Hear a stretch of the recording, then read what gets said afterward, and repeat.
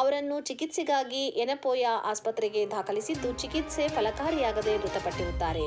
ಅಪಘಾತಪಡಿಸಿದ ನಿಗಮದ ಚಾಲಕರು ಭಯಗೊಂಡು ತಮ್ಮ ಚಾಲನಾ ಸೀಟಿನಿಂದ ಕೆಳಗಿಳಿದು ಓಡಿ ಹೋಗಿದ್ದರಿಂದ ವಾಹನ ಆದ ಘಟನೆಯಲ್ಲಿ ತೀರು ಹೋದದ್ದು ಆಟೋ ಡ್ರೈವರ್ ನನ್ನ ತಂದೆಯವರಾಗಿದ್ದಾರೆ. ಸೊ ನಾನು ಹೇಳಬೇಕಂತ ಬಯಸುವ ಕೆಲವು ಕಾರ್ಯಗಳಿವೆ.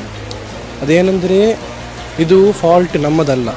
ಅಂದರೆ ಅದೇ ನಾನು ನಮ್ಮ ಅಪ್ಪ ಆಗಿದ್ದ ಕಾರಣ ನಾನು ಹೇಳುತ್ತಾ ಇಲ್ಲ. ಹೊಡೆದಿದ್ದು ಅಲ್ಲದೆ ರಿವರ್ಸಲ್ಲಿ ಬಂದು ಅಲ್ಲಿದ್ದ ಸಿವಿಲಿಯನ್ಸ್ನ ಮೇಲುಗಡೆ ವಾಪಸ್ ಆಕ್ಸಿಡೆಂಟ್ ಆಗಿದೆ. ಆದುದರಿಂದ ನಾವು ಹೇಳೋದು ನಮಗೆ ರೈಟ್ ಆದ ನ್ಯಾಯ ಬೇಕು, ಇದಕ್ಕೆ ಜಸ್ಟಿಸ್ ಸಿಗಬೇಕು.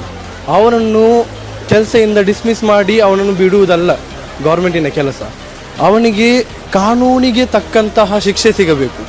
ಅವನಿಗೆ ಶಿಕ್ಷೆ ಸಿಕ್ಕಿದ್ರೆ 5 ಜನ ಮೌತಾಯವರ ಮನಸ್ಸಿಗೆ ಅವರ ಆತ್ಮಗೆ ಶಾಂತಿ ಸಿಗ್ಬೋದು. ಇಲ್ಲಾಂದರೆ ಅವರೊಂದಿಗೆ ಬಿಟ್ಟರೆ ನಾಳೆ ಬೇರೆ KSRTC ಡ್ರೈವರಿಗೆ ಆಕ್ಸಿಡೆಂಟ್ ಆಗಿ ಹೇಳ್ತಾ ಇದ್ದರೆ ಏನು ಪರಿಸ್ಥಿತಿ ಏನು? ಇದರಲ್ಲಿ ನ್ಯಾಯ ಸಿಗಬೇಕು. ನನ್ನ ಅಪ್ಪ ಒಂದು ಸೋಷಿಯಲ್ ವರ್ಕರ್. ಅವರು ಖಾಲಿ ಒಂದು ಆಟೋ ಡ್ರೈವರ್ ಅಲ್ಲ, ಸೋಷಿಯಲ್ ವರ್ಕರ್ ಆಗಿ ಇಷ್ಟು ವರ್ಷ ಬಾಳಿದ್ದಾರೆ.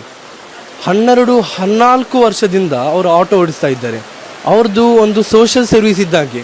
ಯಾವ ರಾತ್ರಿ ಅವರಿಗೆ ಏನು ಹೇಳೋದು, ಜ್ವರ ಇದ್ದರೂ ಶೀತ ಇದ್ದರೂ ಅವರು ಎದ್ದು ಹೋಗ್ತಾರೆ.